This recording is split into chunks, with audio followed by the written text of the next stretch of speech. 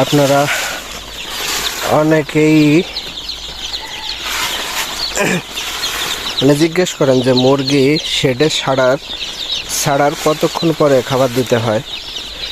তো আমরা এই যে দেখেন মুরগি ছাড়ার আধা ঘন্টা বা 45 মিনিট পরে কিন্তু মুরগিরা খাইতে দিচ্ছে। তো এটা হয় কি, যখন আপনি মুরগি শেডে এনে ছাড়বেন তখন এরা ক্লান্ত থাকে, আর আধা ঘন্টা রেস্ট নিলে এই যে দেখেন এরা কিন্তু অনেকটা সুস্থ সবল হয়ে গেছে। এই যে ভিজে হয়ে গেছে পানি খাতে খাতে। তো এখন মোটামুটি কিন্তু এরা একটা সুস্থ এবং সবগুলো এই যে খাচ্ছে। কি চাচ্ছু? এই যে মুরগি। তো এখন কিন্তু এরা বেশ সুস্থ এবং খাবার গ্রহণ করতেছে। তোমার সেই অসুস্থটা কি হয়েছে? ও বাঁচবে না। তো কিছু বাচ্চা মারা যাবে, কারণ এটা তো এই না। আর আমরা যে ফিডটা ব্যবহার করতেছি এটা হচ্ছে আর দিয়ে না করছে, আর দিয়ে না। আরে এত দিয়ে না, বারে বারে দিতে হয়। তো খাবারটা হয় এই জায়গাটা ইস্যু হয়ে দাও না, কিন্তু পিঁপড়ে লেগে যাবে না। একটু উঁচুতে রাখতে হবে, কারণ এখানে এই জায়গা পিঁপড়ে আছে না, সেই জায়গা। নাইমা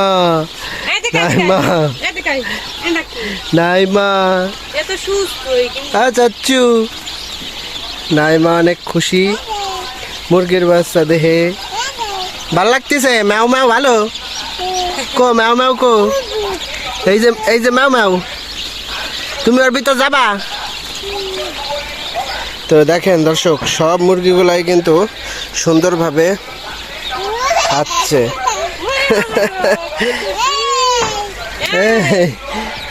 ডাহে দেখাচ্ছে। তো কিছু বাচ্চা দর্শক গরমের সময় তো কিছু বাচ্চা এখনো ক্লান্ত আছে, আবার কিছু বাচ্চা আছে যেগুলা মারাও যাবে। কারণ রোদের মধ্যে আপনারা বাচ্চা যখন পরিবহন করবেন তখন অবশ্যই যদি দূরের পথ হয়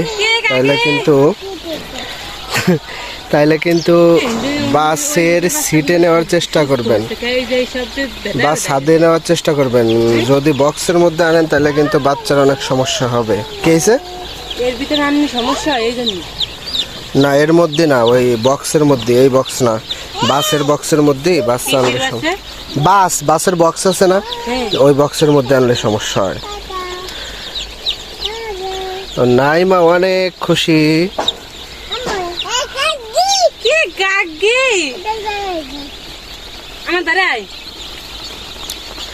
তো যাও যাও যাও। তো আশা করতেছি অনেক সুস্থ হয়ে যাবে।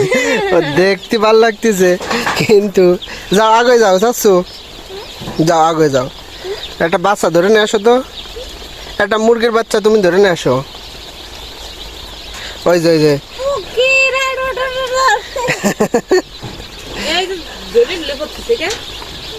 ঠিক হয়ে যাবে না, খাইয়ে দে।